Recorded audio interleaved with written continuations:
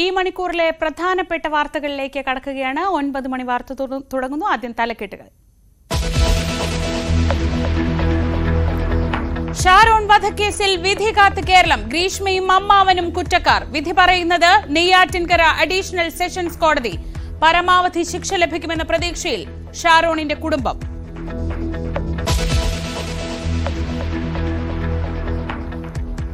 Nedumangad tourist bus അപകടത്തിൽപ്പെട്ട സംഭവത്തിൽ driver കസ്റ്റഡിയിൽ.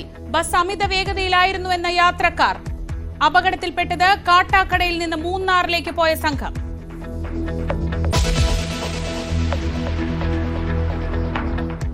സനാതനധർമ്മത്തിൽ മുഖ്യമന്ത്രിയെ തള്ളി ശ്രീ എം. സനാതനധർമ്മത്തെ എതിർക്കുന്നവർക്ക് രാഷ്ട്രീയ ലക്ഷ്യം. മനസ്സിലാവത്തോ? അറിവില്ലായ്മ കൊണ്ട് പറയുന്നതാണ് ഇതെല്ലാം. ഒന്ന് ശരിയായിട്ട് ഇതിനൊന്ന് സ്റ്റഡി ചെയ്ത് കഴിഞ്ഞാൽ ആരും ഇങ്ങനെ ഒന്നും പറയില്ല. പിന്നെ അതിനൊരു പൊളിറ്റിക്കൽ വ്യൂ ഉണ്ട് കേട്ടോ. ഈ പോളിറ്റിക്സും റിലിജനും സ്പിരിച്വാലിറ്റിയും ചേരുമ്പോഴാണ് വലിയ പ്രശ്നങ്ങളുണ്ടാകുന്നത്. 3000-ഓളം CPM കേഡർമാരെ യോഗ പഠിപ്പിക്കുന്നെന്നും കേരളത്തിൽ BJP മുന്നോട്ട് വരാത്തത് തമ്മിലടി കൊണ്ടെന്നും ശ്രീ എം ന്യൂസ് 18നോട്.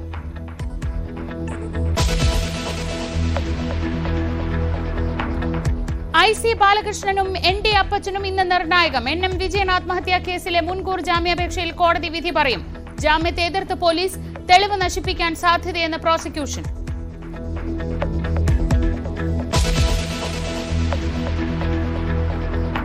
മണ്ണാർക്കാട് നബീസ എന്ന സ്ത്രീയെ ബലം പ്രയോഗിച്ച് വിഷം കുടിപ്പിച്ചു കൊന്ന കേസിൽ ശിക്ഷാവിധി ഇന്ന്. പേരക്കുട്ടിയും ഭാര്യയും കുറ്റക്കാരെന്ന് കോടതി. ബഷീറിനും ഫസീലയ്ക്കുമുള്ള ശിക്ഷ മണ്ണാർക്കാട് കോടതി ഇന്ന് വിധിക്കും.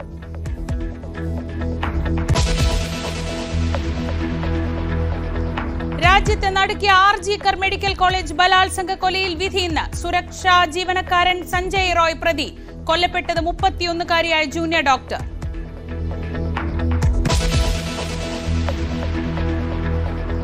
പതിനഞ്ച് മാസം നീണ്ട യുദ്ധത്തിന് വിരാമം. ഗാസയുമായുള്ള വെടിനിർത്തലിന് ഇസ്രയേൽ മന്ത്രിസഭയുടെ അംഗീകാരം. വെടിനിർത്തൽ കരാർ നാളെ മുതൽ. ആദ്യഘട്ടത്തിൽ 33 ബന്ദികളെ മോചിപ്പിക്കും.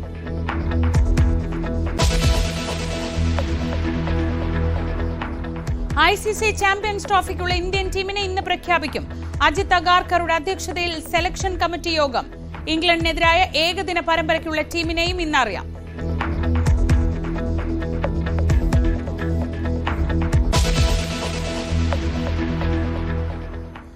ഏറെ പ്രമാദമായ തിരുവനന്തപുരം പാറശാല ഷാരോൺ രാജ് വധക്കേസിൽ ഇന്നാണ് ശിക്ഷാവിധി. 1-ാം പ്രതി ഷാരോണിന്റെ കാമുകി ഗ്രീഷ്മയും 3-ാം പ്രതി നിർമ്മലകുമാരൻ നായരും കുറ്റക്കാരാണെന്ന് നെയ്യാറ്റിൻകര അഡീഷണൽ സെഷൻസ് കോടതി ഇന്നലെ കണ്ടെത്തിയിരുന്നു. പരമാവധി ശിക്ഷ നൽകണമെന്നാണ് പ്രോസിക്യൂഷന്റെ ആവശ്യം. ഗ്രീഷ്മയുടെ പ്രായം പരിഗണിച്ച് ശിക്ഷയിൽ ഇളവ് നൽകണമെന്ന് പ്രതിഭാഗവും വാദിക്കുന്നുണ്ട്. ഗ്രീഷ്മയ്ക്ക് പരമാവധി ശിക്ഷ ലഭിക്കുമെന്നാണ് പ്രതീക്ഷയെന്ന് വിധി വരാനിരിക്കെ ഷാരോണിന്റെ കുടുംബം ന്യൂസ് 18നോട് പറഞ്ഞു.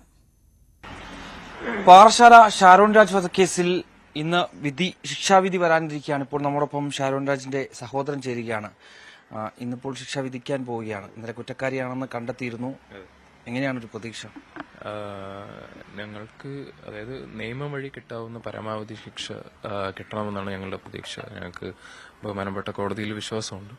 അപ്പോൾ ആ ഒരു വിശ്വാസത്തിലാണ് ഞങ്ങൾ പോകുന്നത്. പരമാവധി ശിക്ഷ അതായത് മാക്സിമം കിട്ടാവുന്ന പരമാവധി ശിക്ഷ കിട്ടുമെന്നാണ് ഞങ്ങളുടെ പ്രതീക്ഷ. 3 വകുപ്പുകളാണ് തെളിഞ്ഞിട്ടുള്ളത്. അതാണ് കഴിഞ്ഞ 4 വകുപ്പുകളാണ് ഇന്നലെ വിധി വന്നപ്പോൾ ഗ്രീഷ്മയുടെ പേരിലുള്ള. അപ്പോൾ ഞങ്ങൾ പ്രതീക്ഷ പോലെ തന്നെയായിരുന്നു വിധി. അപ്പോൾ അതിൽ ഞങ്ങൾ തൃപ്തരാണ്. അപ്പോൾ തുടർന്നും ശിക്ഷയുടെ കാര്യത്തിലും അത് തന്നെ ഉണ്ടാവും.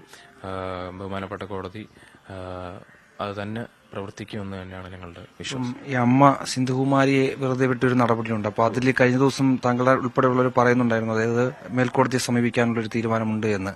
പക്ഷെ അങ്ങനെ തന്നെയാണോ? ഇല്ല, ഞാൻ അങ്ങനെ പറഞ്ഞിട്ടില്ല.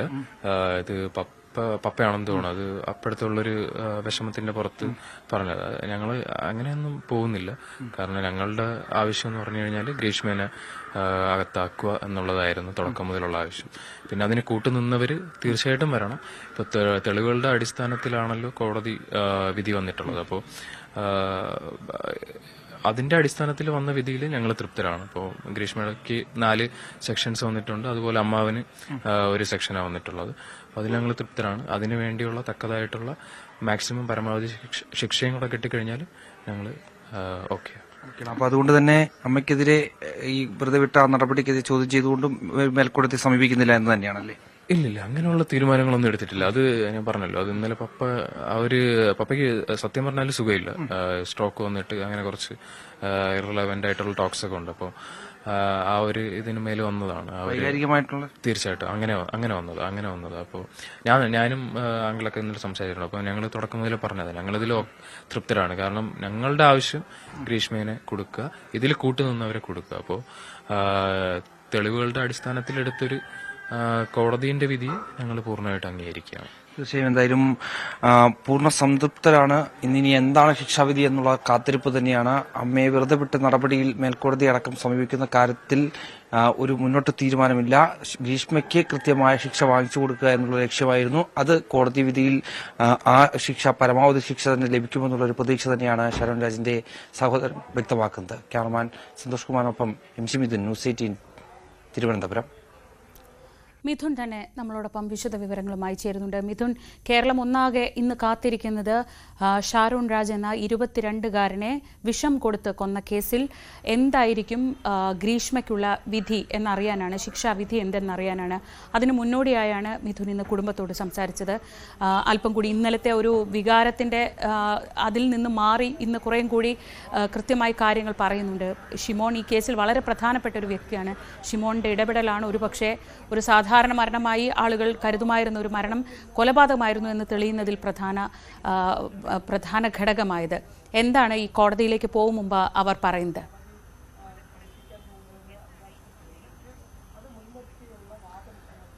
ശ്രീജ, ഒരു 10 മണിയോട് കൂടി തന്നെ കുടുംബം മുഴുവൻ, മാതാപിതാക്കളും ഷാരോൺ രാജിന്റെ സഹോദരൻ ഷിമോൺ ഉൾപ്പെടെയുള്ളവർ ഈ കോടതിയിൽ ശിക്ഷാവിധി കേൾക്കുന്നതായി ഇന്ന് പോകുന്നുണ്ട്. കഴിഞ്ഞ ദിവസം പക്ഷേ ആ വിധി വരുന്ന സമയത്ത് അവർ പോയില്ലായിരുന്നു. കാരണം വളരെ വൈകാരികമായ നിമിഷം തന്നെയായിരുന്നു. അതുകൊണ്ട് തന്നെയാണ് ഇവരാരും തന്നെ കോടതിയിലേക്ക് പോകാതിരുന്നത്. പക്ഷേ ഇന്ന് കുറച്ചുകൂടി അവർ ഇതിനെ അക്സെപ്റ്റ് ചെയ്ത് കഴിഞ്ഞിരിക്കുന്നു. ഈ ശിക്ഷാവിധിയെ കൂടുതൽ സംതൃപ്തരാണ് എന്നടക്കം കുടുംബം പറഞ്ഞു വെക്കുന്നു. അതുതന്നെയാണ് നമ്മളിപ്പോൾ അല്പസമയത്തിന് മുമ്പ് ഷാരോണിന്റെ സഹോദരൻ വ്യക്തമാക്കിയതുപോലെ തന്നെ കഴിഞ്ഞ ദിവസം ഈ ഒരു വിധി വന്നതിന് ശേഷം അത്രത്തോളം വൈകാരികമായിരുന്നു ഇതിൽ പ്രതികരിച്ചത്. അതിന്റെ അടിസ്ഥാനത്തിലാണ് ഈ അമ്മ സിന്ധുകുമാരിക്കെതിരെ തുടർ നടപടികളുമായി ബന്ധപ്പെട്ട് മേൽക്കോടതി സമീപിക്കുന്നതടക്കമുള്ള കാര്യങ്ങൾ പറഞ്ഞു വെക്കുകയും ചെയ്ത്.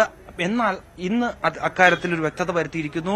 സിന്ധുകുമാരിയെ വെറുതെ വിട്ട നടപടിയെ ചോദ്യം ചെയ്തുകൊണ്ട് മേൽക്കോടതിയെ തങ്ങൾ സമീപിക്കുന്നില്ല. ഇപ്പോൾ വന്നിരിക്കുന്ന ഈ വിധിയിൽ പൂർണ്ണമായും സംതൃപ്തരാണ് എന്നടക്കമുള്ള കാര്യങ്ങൾ കുടുംബം പറഞ്ഞു വെക്കുകയാണ്. കൂടാതെ തന്നെ ഗ്രീഷ്മയ്ക്ക് ഇന്ന് ശിക്ഷ വിധിക്കുമ്പോൾ അതിൽ പരമാവധി ശിക്ഷ തന്നെ ലഭ്യമാകുമെന്നുള്ളൊരു പ്രതീക്ഷ തന്നെയാണ് കുടുംബം പങ്കുവയ്ക്കുന്നത്. അത്തരത്തിൽ കോടതിയിൽ വിശ്വാസമുണ്ട്. ഇതുവരെ മുന്നോട്ട് പോയ രീതിയിൽ തന്നെ കഴിഞ്ഞ ദിവസം കോടതി 4 വകുപ്പുകൾ അത് ഈ ഒന്നാം പ്രതി ഗ്രീഷ്മയ്ക്കെതിരെ ചുമത്തിയത് കണ്ടെത്തുകയും ചെയ്തിരുന്നു. അതുകൊണ്ട് തന്നെ അതിൽ പരമാവധി ശിക്ഷ വാങ്ങിച്ചു നൽകാൻ കഴിയുമെന്നുള്ള പ്രതീക്ഷയാണ് കുടുംബം പങ്കുവയ്ക്കുന്നത്. 3-ാം പ്രതിയായിട്ടുള്ള നിർമ്മലകുമാരൻ നായർക്കും സമാനമായ രീതിയിൽ തന്നെ പരമാവധി ശിക്ഷ ലഭ്യമാകും എന്ന് തന്നെയാണ് കുടുംബം പറയുന്നത്. എന്തായാലും നിലവിൽ ഹൈക്കോടതിയെ സമീപിക്കുക അടക്കമുള്ള കാര്യങ്ങളിൽ കുടുംബം കടക്കുന്നില്ല എന്നുള്ളത് തന്നെയാണ്. 10 മണിക്ക് ശേഷമാണ്, 10 മണിയോട് കൂടി അല്പസമയത്തിനകം തന്നെ കുടുംബം ഇവിടെ നിന്ന് നേരിട്ട് കോടതിയിലേക്ക് പുറപ്പെടും. ശിക്ഷാവിധി കേൾക്കുന്നതിനായി ഒരുപക്ഷെ 11 മണിയോട് കൂടി തന്നെ ആദ്യം തന്നെ കേസിന്റെ നടപടിക്രമങ്ങളിലേക്ക് കടക്കും.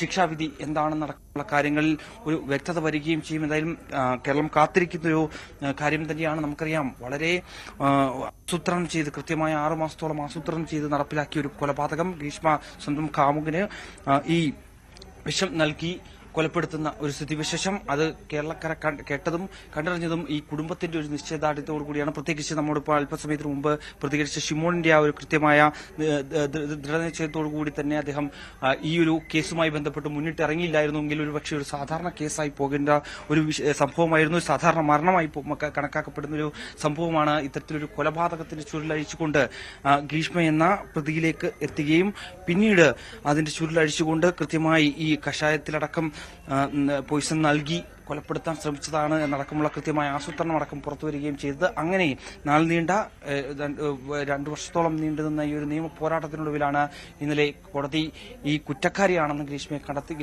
കുറ്റക്കാരിയാണെന്ന് കണ്ടെത്തുകയും ചെയ്തത്. എന്തായാലും ഇന്ന് ശിക്ഷാവിധി അല്പസമയത്തിനകം തന്നെ ഏകദേശം ഒരു 11 മണിയോടുകൂടി കോടതി നടപടിക്രമങ്ങൾ ആരംഭിക്കുമെന്നാണ് കരുതുന്നത്. ഇന്നലെ വളരെ നാടകീയമായ സംഭവങ്ങൾക്കൊക്കെ കോടതി പരിസരം സാക്ഷ്യം വഹിച്ചിരുന്നു.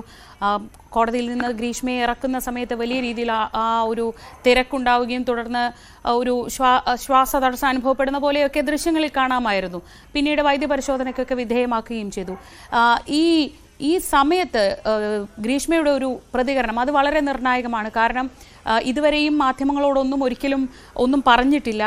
ശാസ്ത്രീയമായ തെളിവുകൾ മാത്രമാണുള്ളത്, സാഹചര്യ തെളിവുകളൊന്നും ഇല്ലാത്തൊരു കേസാണ്. അതുകൊണ്ട് തന്നെ പ്രതിഭാഗത്തിന് ഇപ്പോഴും ആ തരത്തിൽ എന്തെങ്കിലും പ്രതീക്ഷയുണ്ടോ? ഇതൊരു അപൂർവങ്ങളിൽ അപൂർവമായ കേസായി പരിഗണിക്കില്ല എന്ന രീതിയിൽ പ്രതിഭാഗത്തിന് വല്ല പ്രതീക്ഷയുമുണ്ടോ?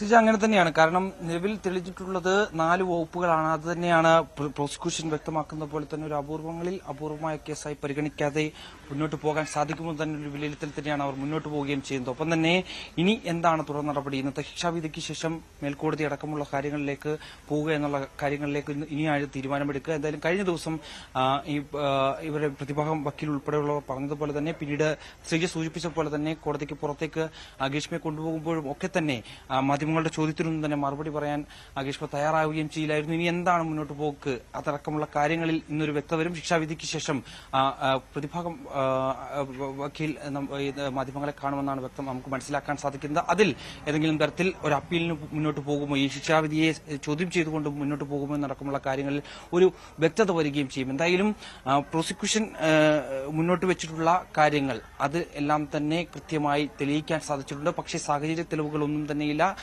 ശാസ്ത്രീയ തെളിവുകൾ മാത്രമാണ് ഈ കേസിന് ആധാരമായിട്ടുള്ളത്. അത് കൃത്യമായി കോടതി പരിഗണിക്കുകയും ചെയ്തു. ഒപ്പം തന്നെ പ്രതിഭാഗം മുന്നോട്ട് വെച്ചതുപോലെ തന്നെ ഗ്രീഷ്മയുടെ പ്രായം അത് കണക്കാക്കിക്കൊണ്ടുള്ള ഒരു വിധി ഉണ്ടാകണമെന്നുള്ളൊരു അഭ്യർത്ഥന കൂടി മുന്നോട്ട് വെച്ചിട്ടുണ്ട്. അത് കോടതി മാനിക്കുമോ എന്നടക്കമുള്ള കാര്യങ്ങൾ നമുക്കിനി കണ്ടറിയേണ്ടിയിരിക്കുന്നു. എന്തായാലും എല്ലാവരും കാത്തിരിക്കുന്ന ആ ഒരു ശിക്ഷാവിധി 11 മണിയോടുകൂടി കോടതിയുടെ നടപടിക്രമങ്ങൾ ആരംഭിക്കും. കുടുംബാംഗങ്ങൾ മുഴുവനും, ഷാരോണിന്റെ കുടുംബാംഗങ്ങൾ മുഴുവനും കോടതി വളപ്പിലേക്ക് എത്തും. കോടതി മുറിയിലെത്തി ഈ വാദം, ഈ ശിക്ഷാവിധി കേൾക്കും. അതിനുശേഷം അവരുടെ പ്രതികരണം ഉണ്ടാവുകയും ചെയ്യും. കഴിഞ്ഞ ദിവസങ്ങളിൽ വലിയ വൈകാരികമായി ആയിരുന്നു ഈ ഒരു കുടുംബാംഗങ്ങളുടെയൊക്കെ പ്രതികരണം നമ്മൾ കാണുകയും ചെയ്തു. ഒപ്പം തന്നെ നമ്മുടെ പ്രതിനിധി ഞാൻ നേരത്തെ സൂചിപ്പിച്ചതുപോലെ തന്നെ ഡാൻകുര്യൻ ഈ വീട്ടിൽ വന്ന് ഷാരോണിന്റെ മുറിയിൽ അമ്മ ഇരിക്കുന്ന ഒരു ദൃശ്യങ്ങളൊക്കെ നമ്മൾ പ്രേക്ഷകരിലേക്ക് എത്തിച്ചതായിരുന്നു. അതൊക്കെ തന്നെ വളരെ നമ്മളെ കണ്ണു നനയിപ്പിക്കുന്ന തരത്തിൽ അത്രത്തോളം വൈകാരികമായിട്ടുള്ള, അത്രയും അലറി വിളിച്ചുകൊണ്ടുള്ള സ്വന്തം മകനെ നഷ്ടപ്പെട്ട ആ ഒരു അമ്മയുടെ വേദന അത് നമുക്ക് സ്വാഭാവികമായി മനസ്സിലാക്കാൻ സാധിക്കുന്നതാണ്. ഒരു ചോദ്യം പോലും നമുക്ക് അങ്ങനെ എന്താണ് നമ്മൾ പ്രതീക്ഷിക്കുന്ന അടക്കമുള്ള കാര്യങ്ങൾ ചോദിക്കാൻ പോലും പറ്റാത്തൊരു സ്ഥിതിവിശേഷം. അത്തരത്തിൽ സ്വന്തം മകനെ, 22 വയസ്സുള്ള ഒരു മകനെ ഇത്തരത്തിൽ അതിക്രൂരമായി ആസൂത്രണം ചെയ്ത് കൊലപ്പെടുത്തുക, അതും ഒഴിവാക്കുന്നതിന് വേണ്ടി ഒരു പക്ഷേ ഒരു വാക്കുകൊണ്ട് പറഞ്ഞാൽ മാറുന്നതല്ലായിരുന്നു എന്നടക്കമുള്ള കാര്യങ്ങൾ ഓരോരുത്തരും ചോദിക്കുമെങ്കിൽ പോലും തന്നെ അതിൽ കൃത്യമായ ആസൂത്രണം ചെയ്തുകൊണ്ട് സ്വന്തം അമ്മാവനും അമ്മയും ഉൾപ്പെടെയുള്ളവർ കൂട്ടുനിന്നുകൊണ്ട് നടത്തിയ ഒരു കൊലപാതകം അതിൽ ഒരു സാധാരണ കേസായി മാറുമായിരുന്നു. 11 ദിവസത്തിന് ശേഷം, അതായത് അവസാനമായി ഗ്രീഷ്മയുടെ വീട്ടിൽ വന്ന് അതിനുശേഷം നൽകിയ ആ കഷായത്ത് കുടിച്ചതിന് ശേഷമാണ് ഷാരോണിന് കൂടുതൽ ദേഹാസ്വാസ്ഥ്യം ഉണ്ടാകുകയും ഛർദ്ദിക്കുകയൊക്കെ ചെയ്യുകയും ചെയ്തത്. പിന്നീട് മെഡിക്കൽ കോളേജിലേക്ക് മാറ്റി 11ാം ദിവസമാണ് മരണപ്പെടുകയും ചെയ്യുന്നത്. അങ്ങനെ ആ ഒരു കേസ് ഒരു സ്വാഭാവിക മരണത്തിനായി ആയിരുന്നു അന്ന് പാറശാല കേസെടുക്കുന്നത്, പോലീസ് കേസെടുക്കുന്നത്. പക്ഷെ പിന്നീട് ഈ കുടുംബത്തിന്റെ ഒരു കൃത്യമായ പോരാട്ടം, അതിലേറ്റവും പ്രധാനമായും എടുത്തു പറയേണ്ടത് ഷിമോണിന്റെ ആ പോരാട്ടം തന്നെയാണ്. ഷിമോൺ ആ സുഹൃത്തുക്കളുമായി സംസാരിച്ചപ്പോഴും ഒക്കെ തന്നെ ആ സുഹൃത്ത് നൽകിയ വിവരത്തിന്റെ അടിസ്ഥാനത്തിൽ മുന്നോട്ട് പോകുന്നു. അതിനനുസരിച്ച് ആണ് ഈ കേസിന്റെ നാൾവഴികൾ പിന്നീട് തുറന്നു പോവുകയും ഗ്രീഷ്മയെ തന്നെയാണ് പ്രതി എന്ന തരത്തിലേക്ക് കാര്യങ്ങൾ എത്തുകയും ചെയ്തത്. ഒടുവിൽ പോലീസ് അറസ്റ്റ് രേഖപ്പെടുത്തിയതിനു ശേഷം കൃത്യമായ ചോദ്യം ചെയ്യലിൽ പ്രതി കുറ്റം സമ്മതിക്കുകയായിരുന്നു. അങ്ങനെയാണ് ഈ ഒരു കഷായത്തിൽ വിഷം നൽകി സ്വന്തം കാമുകനെ കൊലപ്പെടുത്തുന്ന അത്രത്തോളം നീചമായ ഒരു പ്രവൃത്തിയിലേക്ക് ഗ്രീഷ്മ കടന്നു നടക്കുമുള്ള കാര്യങ്ങൾ പുറം ലോകം അറിയുകയും ചെയ്യുന്ന ആ കേസിലാണ് ഇന്ന് കൃത്യമായ ശിക്ഷാവിധി ഉണ്ടാകുന്നത്. പരമാവധി ശിക്ഷ തന്നെ ലഭിക്കുമെന്നുള്ളൊരു പ്രതീക്ഷ തന്നെയാണ് കുടുംബം പങ്കുവെക്കുകയും ചെയ്യുന്നത്. എന്തായാലും നിലവിൽ ഇന്ന് നെയ്യാറ്റിൻകര അഡീഷണൽ സെഷൻസ് കോടതി ഒരു 10:30 ഈ 11 മണിയോടെയാണ് ഈ കേസിൽ വിധി പറയുന്നത്. 10:30 കുടുംബം കോടതിയിലേക്ക് പോകും. എന്തായാലും കേരളം ഉറ്റുനോക്കുന്ന ഒരു ശിക്ഷാവിധിയാണ് ഇന്ന്. ഇന്നലത്തെ ആ വാർത്തയുടെ തിരക്കിനിടയിൽ ഒരുപക്ഷെ അത്ര കണ്ട് ശ്രദ്ധിക്കപ്പെടാതെ പോയ ഏതാണ്ട് സമാനമായ രീതിയിലുള്ള ഒരു കേസാണ് പാലക്കാട് മണ്ണാർക്കാട് ഭക്ഷണത്തിൽ വിഷം കലർത്തി മുത്തശ്ശിയെ കൊലപ്പെടുത്തിയെന്നൊരു കേസ്. ഇത് 2016 സംഭവിച്ചത്. ഈ കേസിൽ ഇവരുടെ പേരക്കുട്ടിയും ഭാര്യയുമാണ് പ്രതികൾ. കൊല്ലപ്പെട്ട നബീസയുടെ പേരക്കുട്ടി ബഷീർ, ഭാര്യ ഫസീല എന്നിവർ കുറ്റക്കാരെന്ന് ഇന്നലെ മണ്ണാർക്കാട് കോടതി വിധിച്ചിരുന്നു. മൃതദേഹത്തോടൊപ്പം ലഭിച്ച കുറിപ്പ് കേന്ദ്രീകരിച്ച് നടത്തിയ അന്വേഷണമാണ് അന്ന് പ്രതികളിലേക്ക് എത്തിയത്.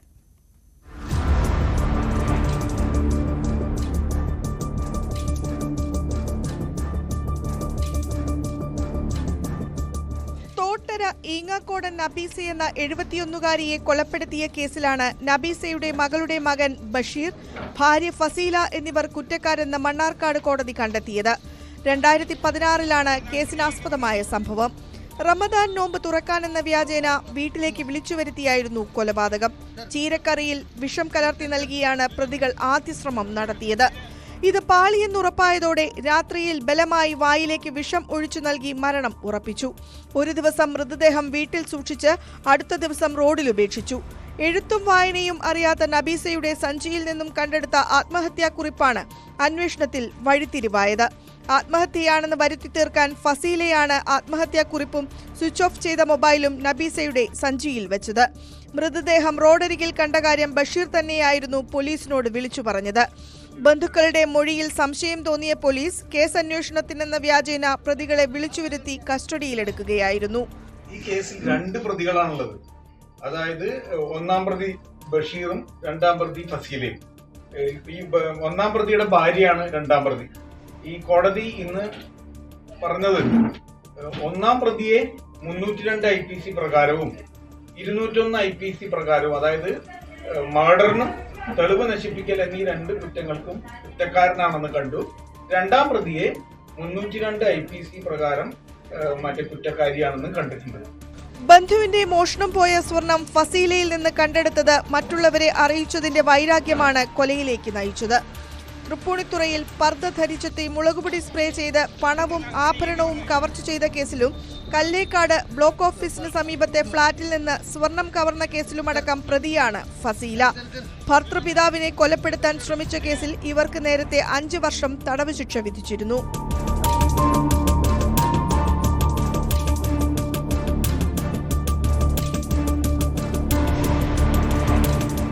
ന്യൂസ് 18 പാലക്കാട്.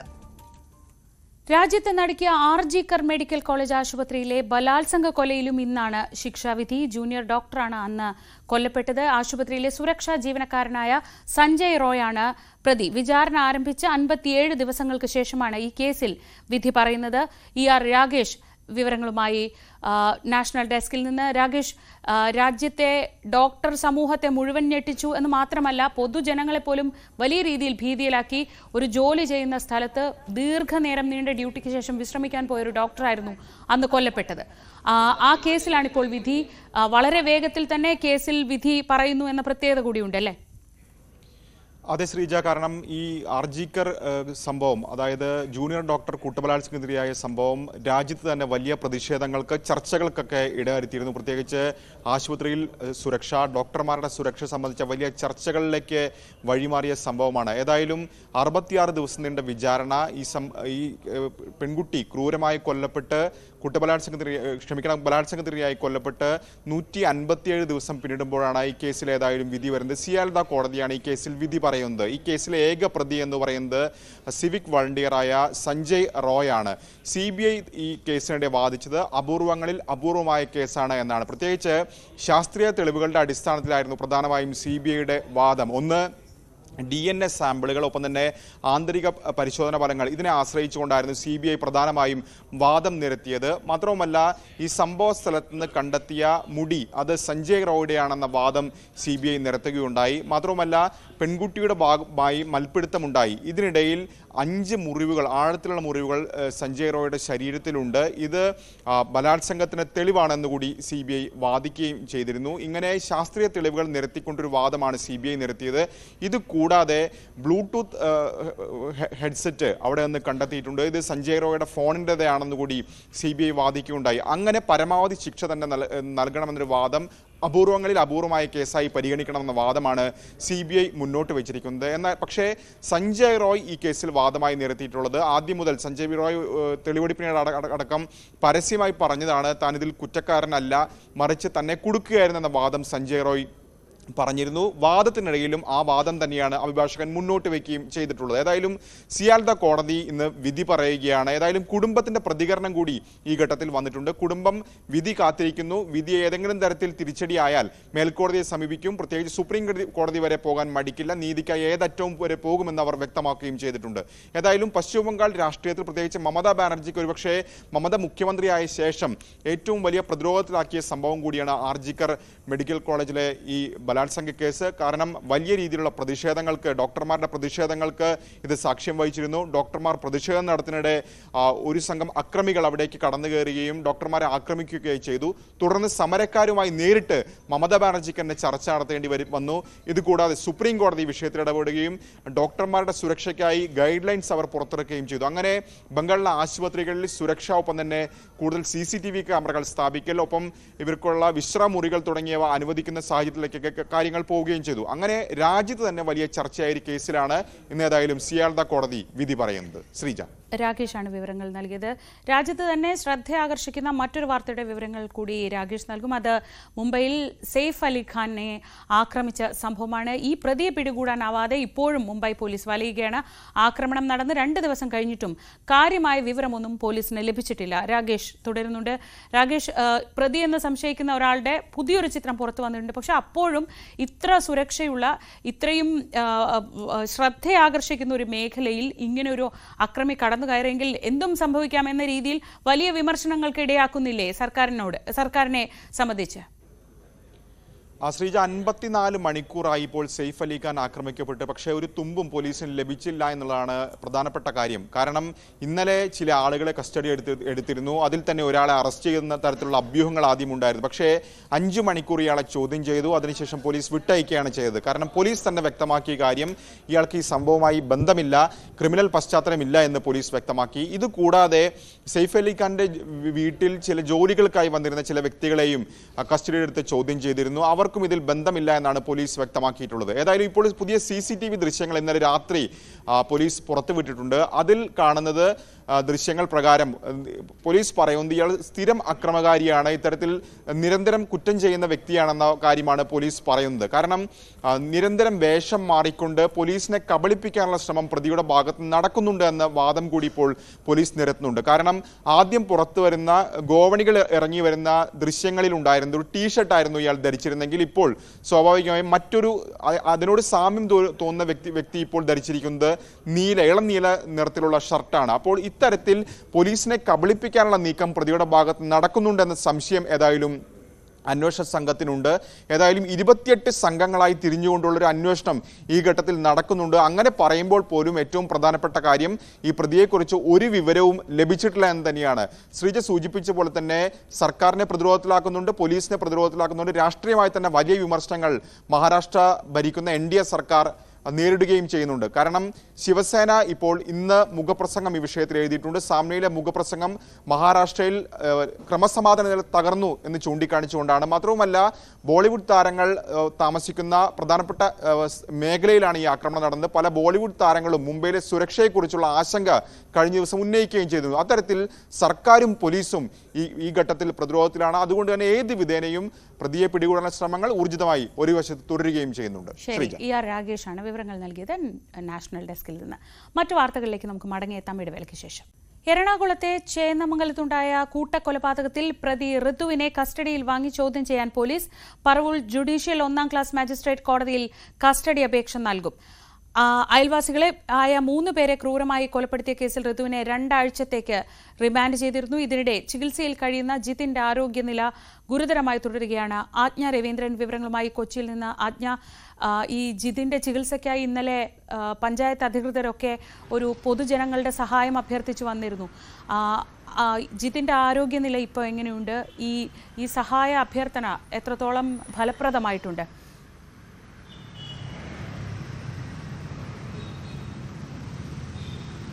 ശ്രീജ, ഇന്നലെ പഞ്ചായത്ത് പ്രസിഡന്റ് ലീന ഉൾപ്പെടെയുള്ള ആളുകൾ ആണ് ഈ സഹായ അഭ്യർത്ഥനയുമായി വന്നത്. കാരണം അതിക്രൂരമായി ആക്രമിക്കപ്പെട്ട ഒരാളാണ് ജിതിൻ. ജിതിൻ്റെ തലയിൽ ഏറ്റവും മുറിവ് അത്ര ആഴത്തിലുള്ളതാണ്. ഈ മരിച്ച വിനീഷയുടെ തന്നെ തലയിലെ മുറിവെന്ന് പറയുന്നത് 8 സെൻറ്റിമീറ്റർ ആഴമുള്ളതാണ്. അതുപോലെ തന്നെ ജിതിനും പരിക്കേറ്റിട്ടുണ്ട്.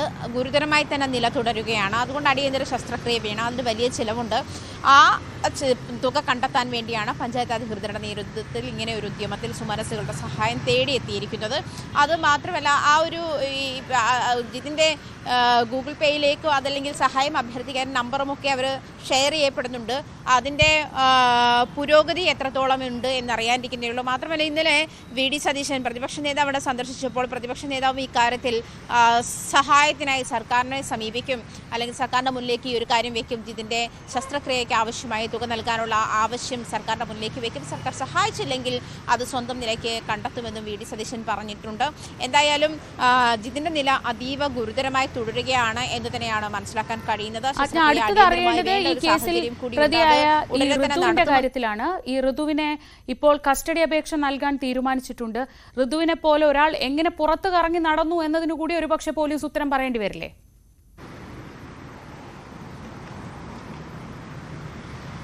തീർച്ചയായിട്ടും ശ്രീജ, ഇന്നലെ മുഴുവൻ നാട്ടുകാരുടെ ഭാഗത്ത് നമ്മൾ കേട്ട അവരുടെ ആശങ്ക അതായിരുന്നു. അവർ വലിയ അരക്ഷിതാവസ്ഥയിലാണ് പ്രദേശത്തുള്ളവർ തുടരുന്നത്. ഇന്നലെ ഈ മൃതദേഹം ഉണ്ടായിരുന്ന, അതായത് കൊലപാതകം നടന്ന വീട് പോലീസ് അടച്ചിട്ടിരുന്നതിനാൽ ഈ ഉഷയുടെ ബന്ധുവായ കുമാരിയുടെ വീട്ടിൽ വെച്ചിട്ടാണ് ഈ പൊതുദർശനം നടത്തിയത്. അതും ആ വീടിന് 2 കിലോമീറ്റർ ചുറ്റളവിലാണ് ആ വീടുണ്ടായിരുന്നത്. അവിടെ എത്തിയപ്പോഴും ആളുകൾക്ക് ഈ ഒരു ആശങ്കയായിരുന്നു. കാരണം ഇയാൾ അങ്ങേയറ്റം ക്രൂരമായ അല്ലെ ക്രിമിനൽ സ്വഭാവമുള്ള ഒരാളാണ്. 5ഓളം ക്രിമിനൽ കേസുകളിൽ പ്രതിയാണ്. നിരവധി തവണ, അതായത് ഭീഷണിപ്പെടുത്തുന്ന ആളുകളെ ഭീഷണിപ്പെടുത്തുകയോ ആളുകളെ ഉപദ്രവിക്കുകയോ ചെയ്യുന്ന സാഹചര്യത്തിൽ അവർ പ്രതികരിച്ചാൽ അവരോട് പെട്രോൾ ഒഴിച്ച് കത്തിക്കും, അതല്ലെങ്കിൽ വെട്ടിക്കൊല്ലും. ആ തരത്തിലുള്ള പ്രതികരണമായിരുന്നു എപ്പോഴും ഋതുവിൻ്റെ ഭാഗത്തു നിന്നും ഉണ്ടായത്. ഋതുവിനെ ആളുകൾക്ക് അല്ലെങ്കിൽ സമീപത്തുള്ള ആളുകൾക്കൊക്കെ ഭയമായിരുന്നു. നിരവധി തവണ നിരവധി സ്ത്രീകളെ ശല്യപ്പെടുത്തിയിട്ടുള്ള സംഭവങ്ങളുണ്ട്, അവരെ ആക്രമിച്ച സംഭവങ്ങളുണ്ട്, വീടുകൾക്ക് നേരെ കല്ലെടുത്തെറിയുന്ന സംഭവങ്ങളുണ്ട്. അതുപോലെ തന്നെ പല വീടുകളുടെയും രാത്രിയിൽ പല വീടുകളുടെയും ടെറസിൽ കയറുകയും ഋതുവിനെ ആ സാഹചര്യത്തിൽ കാണുകയും ഭയപ്പെടുകയും ചെയ്ത ആളുകളുണ്ട്. ഇത്തരത്തിലൊക്കെ ആളുകൾ പ്രതികരിക്കുകയും ഇത്തരത്തിലുള്ള നിരവധി പരാതികൾ പോലീസിൻ്റെ ഭാഗത്ത് പോലീസ് സ്റ്റേഷനിൽ എത്തുകയും അല്ലെങ്കിൽ പോലീസിന്റെ നിരീക്ഷണത്തിലായിരിക്കുകയും ചെയ്തിരുന്ന ഒരാൾ എന്നുള്ള നിലയിൽ ഋതുവിനെ പലപ്പോഴും മാനസിക അസ്വാസ്ഥ്യമുള്ള ആൾ, മാനസിക ആരോഗ്യമില്ലാത്ത ആൾ എന്നുള്ള പരിഗണനയിലാണ്, അല്ലെങ്കിൽ എന്ന ന്യായം മുന്നോട്ട് വെച്ചിട്ടാണ് ഋതുവിൻ്റെ വീട്ടുകാർ പലപ്പോഴും പോലീസിൽ നിന്നും സംരക്ഷിച്ചിരുന്നത് എന്നുള്ളൊരു കാര്യം കൂടി പറയുമ്പോൾ, ഇന്നലെ മുനമ്പം DYSP ജയകുമാർ സാർ, അദ്ദേഹമാണ് ഈ അന്വേഷണ സംഘത്തിൻ്റെ തലവൻ. 17-അംഗ അന്വേഷണ സംഘമാണ് ഈ കേസുമായി ബന്ധപ്പെട്ട് രൂപീകരിച്ചിരിക്കുന്നത്. അദ്ദേഹം പ്രതികരിച്ചത് ഇങ്ങനെയാണ്: ഇത്തരത്തിൽ, അതായത് മാനസിക ആരോഗ്യവുമായി ബന്ധപ്പെട്ട് ഒരു പ്രശ്നവും ഋതുവിനില്ല. അതല്ലെങ്കിൽ ഋതു ഈ കൊലപാതകം നടത്തുമ്പോൾ ലഹരിക്ക് അടിമയായിരുന്നില്ല, ലഹരി ഉപയോഗിച്ചിരുന്നില്ല. ഋതുവിന് മാനസികാരോഗ്യവുമായി ബന്ധപ്പെട്ട് ആശുപത്രികളിൽ ചികിത്സ തേടിയതായി ഒരു തെളിവുമല്ല, അല്ലെങ്കിൽ ആശുപത്രിയിൽ ചികിത്സ തേടിയിട്ടില്ല നിലവിൽ ഇതുവരെ എന്ന് തന്നെയാണ് പോലീസ് വ്യക്തമാക്കുന്നത്. അങ്ങനെ ഒരു സാഹചര്യത്തിൽ അങ്ങേയറ്റം ക്രിമിനൽ മൈൻഡ് സെറ്റപ്പുള്ള ഒരാളെ എങ്ങനെയാണ് ശ്രീജ പറഞ്ഞതുപോലെ എങ്ങനെ കയറൂരി പോലീസ് വിട്ടിരുന്നത് എന്നുള്ളൊരു ചോദ്യം ബാക്കിയാവുകയാണ്. അതൊന്നും ശ്രദ്ധിച്ചിരുന്നെങ്കിൽ, അല്പം ആ കാര്യത്തിൽ ഒരു ജാഗ്രത പോലീസ് കാണിച്ചിരുന്നെങ്കിൽ ഒരു പക്ഷേ ഇന്നലെ ഉണ്ടായതുപോലെ അതിദാരുണമായ കൊലപാതകം ഉണ്ടാകില്ലായിരുന്നു. അത് ജിതിൻ ബോസിനെയും ആക്രമിച്ചതാണ്. 4 പേരുള്ള ഉണ്ടാകേണ്ട സ്ഥലത്ത് 3 പേരുടെ ജീവൻ പൊലിഞ്ഞു. 4 പേരെയാണ് ആക്രമിച്ചത്. ഒരാൾ ഗുരുതരാവസ്ഥയിൽ, അതീവ ഗുരുതരാവസ്ഥയിൽ തുടരുകയാണ്. ഇതിൽ 6 വയസ്സും 11 വയസ്സുമുള്ള 2 പെൺകുഞ്ഞുങ്ങൾക്കാണ് ആശ്രയം നഷ്ടപ്പെട്ടത്. ആ കാഴ്ചയാണ് ഇന്നലെ നമ്മൾ അവിടെ കണ്ടത്. ഇത്തരത്തിൽ ആളുകളെ അനാഥരാക്കുന്ന, അല്ലെങ്കിൽ ആളുകളെ അങ്ങേയറ്റം ബുദ്ധിമുട്ടിക്കുന്ന തരത്തിലുള്ള ക്രിമിനലുകൾ വിലസുന്ന ഒരു സാഹചര്യത്തിൽ അതിൻ്റെ പരാതി നിലവിലുള്ളപ്പോൾ പോലും പോലീസ് ആക്ട് ചെയ്തില്ല എന്നുള്ള കാര്യം ഗുരുതരമായി തന്നെ തുടരുകയാണ്. ശ്രീജ പറഞ്ഞതുപോലെ അത് പോലീസ് ഉത്തരം പറയേണ്ടുന്ന ഒരു സാഹചര്യത്തിലേക്ക് തന്നെയാണ് നയിക്കുന്നത്. ശ്രീജ, ഞാൻ മറ്റൊരു പ്രധാനപ്പെട്ട വാർത്ത ഇന്ന് കൊച്ചിയിൽ നിന്ന് വരുന്നത്, നടി ഹണി റോസിന്റെ പരാതിയിൽ രാഹുൽ ഈശ്വറിനെതിരെ നടപടി ഉണ്ടാവില്ല എന്നതാണ്. രാഹുലിനെതിരെ കേസെടുക്കാനുള്ള വകുപ്പില്ല എന്നാണ് പോലീസിന് ലഭിച്ച നിയമോപദേശം എന്നറിയുന്നു. ആജ്ഞ, എന്താണ് വിശദാംശങ്ങൾ?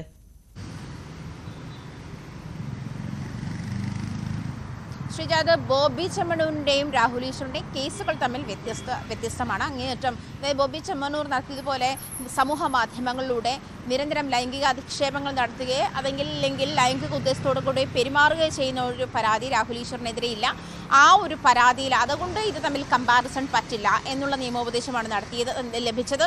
മാത്രമല്ല നിലവിലുള്ള പരാതിയിൽ ഹണി റോസിന്റെ നിലവിലുള്ള പരാതിയിൽ രാഹുൽ ഈശ്വറിനെതിരെ കേസെടുക്കാനുള്ള വകുപ്പുകളില്ല എന്ന് തന്നെയാണ് നിയമോപദേശം ലഭിച്ചത്. അതേസമയം ഹണി റോസിനെ അപകീർത്തിപ്പെടുത്തി അല്ല ഡിഫാമേഷൻ കേസ് കൊടുക്കാനുള്ള സാധ്യതയും പോലീസ് കാണുന്നുണ്ട്. അത്തരത്തിൽ തന്നെ അപകീർത്തിപ്പെടുത്തി എന്നുള്ള തരത്തിലുള്ള പരാതി ഹണി റോസിന് വീണ്ടും കൊടുക്കാമെന്നുള്ള ഒരു സൂചനയും പോലീസ് മുന്നോട്ട് വെക്കുന്നുണ്ട്. പക്ഷേ സമൂഹ മാധ്യമങ്ങളുടെ അധിക്ഷേപം നടത്തി എന്നുള്ള രാഹുൽ ഈശ്വറിന്റെ പരാതിയിൽ ഇപ്പോൾ പോലീസിന് രാഹുൽ ഈശ്വറിനെതിരെയുള്ള ഹണി റോസിന്റെ പരാതിയിൽ ഇപ്പോൾ കേസെടുക്കാൻ നിലവിൽ വകുപ്പുകളില്ല എന്ന് തന്നെയാണ് പോലീസ് മുന്നോട്ട് വയ്ക്കുന്ന അത്തരത്തിലുള്ള നിയമോപദേശമാണ് പോലീസിന് ലഭിച്ചിട്ടുള്ളത്. ശ്രീജ. രാഹുൽ ഈശ്വർ ഇപ്പോൾ നമ്മളോടൊപ്പം ടെലിഫോൺ ലൈനിലുണ്ട്. രാഹുൽ, ഇപ്പോൾ പോലീസിന് ലഭിച്ച നിയമോപദേശത്തിന്റെ വിവരങ്ങൾ പുറത്തു വരുന്നു. താങ്കൾക്കെതിരെ കേസെടുക്കാനുള്ള വകുപ്പില്ല എന്നാണ് ആ നിയമോപദേശം എന്ന് അറിയുന്നു. അതിൽ ആശ്വാസമുണ്ടോ? എങ്ങനെ പ്രതികരിക്കുന്നു? തീർച്ചയായും ആശ്വാസമുണ്ട്. പക്ഷെ അതിൽ ഒരു വേദന ബാക്കി നിൽക്കുന്നുണ്ട്. അതായത് യുവജന കമ്മീഷനും വനിതാ കമ്മീഷനും അടക്കം ഭരണഘടനാ പദവിയുള്ള 2 കമ്മീഷനുകളാണ്. രാഹുൽ ഈശ്വറിനെതിരെ കേസെടുക്കണമെന്നും കേസെടുത്തു എന്നും ഒക്കെ നിരന്തരം അവർ വാർത്ത പറയുകയും എന്നെ വേട്ടയാടുകയും ചെയ്യുന്നത് ന്യായമാണോ എന്ന് മീഡിയ ചോദിക്കണ്ടേ? എന്തൊരു കഷ്ടമാണ്. ഹൈക്കോടതിയുടെ പരിധിയിലുള്ള കേസാണ്. ബഹുമാനപ്പെട്ട കേരള ഹൈക്കോടതിയിലെ ഏറ്റവും പ്രഗത്ഭനായ അറിയപ്പെടുന്ന ഒരു ജഡ്ജി ജസ്റ്റിസ് PV കുഞ്ഞികൃഷ്ണൻ സാറിന്റെ ബെഞ്ചിൽ ഓൾറെഡി കേസ് ഇരിക്കുകയാണ്. ആ കേസിനെ മനഃപൂർവ്വം മറികടക്കാനും മറ്റുമറിക്കാനും കൂടി വേണ്ടിയല്ലേ നമ്മുടെ ബഹുമാനപ്പെട്ട വനിതാ കമ്മീഷനിലെ രാഹുൽ, അവിടെ എനിക്കൊരു ചെറിയ കാര്യം കൂട്ടിച്ചേർക്കാനുണ്ട്. ജസ്റ്റിസ് PV കുഞ്ഞികൃഷ്ണന്റെ ബെഞ്ചിന് അദ്ദേഹത്തോട് വളരെ ആദരവുണ്ട്.